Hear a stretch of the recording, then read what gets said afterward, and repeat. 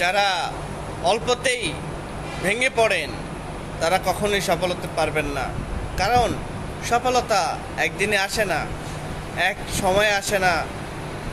এটার জন্য অধ্যবসায় থাকতে হয়, চেষ্টা থাকতে হয়, চেষ্টা করে এগিয়ে যেতে হয়, ভুল থেকে শিক্ষা নিতে হয়।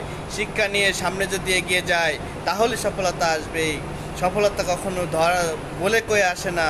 এটা আপনার চাইলাম আর উঠে গেলাম এমন কোনো পদ্ধতিও নাই। এটার কোনো রেডিমেড বা কিনতেও পাওয়া যায় না।